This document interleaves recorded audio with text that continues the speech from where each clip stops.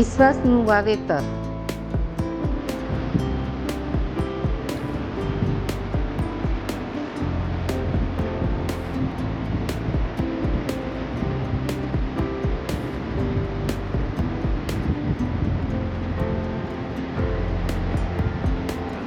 પ્રસ્તાવના. દરેક માણસના જીવનમાં એવો એક સમય આવે છે જ્યારે પોતાના સપનાની યાત્રા અટવાઈ જાય છે.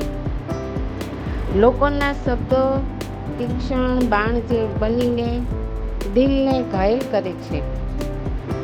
એ વેળાએ જો કોઈની પાસે પોતાના પર વિશ્વાસ બચી જાય તો એ પોતે જ પોતાના ભાગ્યને લખી શકે છે.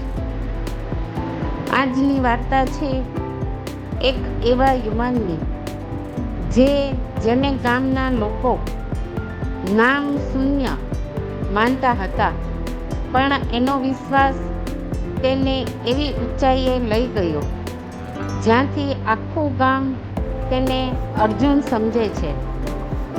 વાર્તા.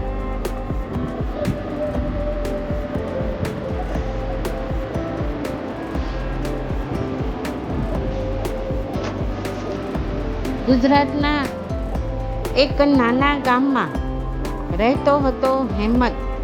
હેમંત ભણેલો હતો પણ શહેરમાં નોકરી મળતી ન હતી. ગામના કેટલાક લોકોએ તો એમ પણ કહી દીધું કે આ તો સાફ નકામો છે. કંઈક સમય પછી તે પોતાના પિતાજી સાથે ખેતીમાં હાથ બચાવતો રહ્યો, પણ એના દિલમાં તો હજી પોતાનું કંઈક કરવાનું સપનું ધબકતું હતું. એક દિવસ પિતાજી બહુ શાંત અવાજે બોલ્યા, હેમંત, લોકો શું કહે છે એ કરતાં તું શૂન્યથી શરૂ કરીને શૂન્યને માથે ચડાવજે. ભૂલ ન કર. વિશ્વાસ એટલે દરેક સફળતાનું પહેલું પગથિયું. એ દિવસથી હેમંતે પોતાની જીવનયાત્રાની નવો દિશામાં શરૂઆત કરી. ગામની બહાર આવેલી એક પતળી પડતર જમીન એ ખરીદી. ત્યાં કંઈ નહોતું, પણ ન પાણી, ન સગવડ કે ન કોઈ સહારો.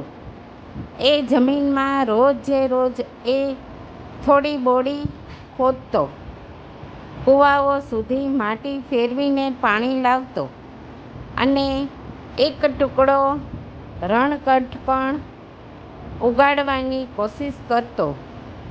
આ બધું જોઈને ગામવાળાઓએ હસી નાખ્યું. આ જમીન તો ઝંખાઈ ગઈ છે, એને ખીલવશે કઈ રીતે?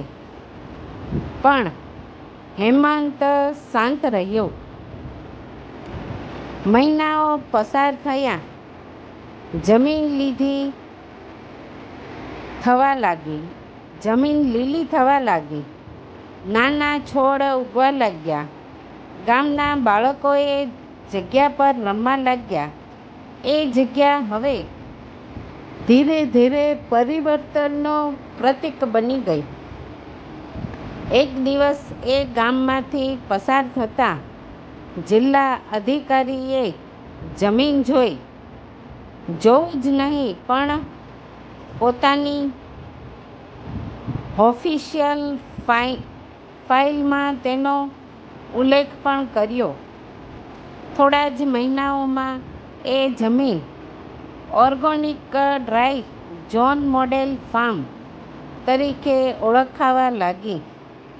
સરકાર તરફથી સહાય મળી. હેમંતને હવે ગ્રામીણ યુવાનોને ઓર્ગેનિક ખેતી શીખવવાનો મોકો મળ્યો.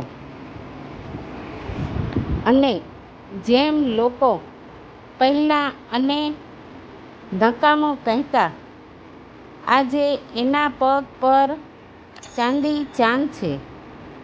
લોકો એના નામે પોતાના બાળકોના નામ રાખે છે. સંદેશ: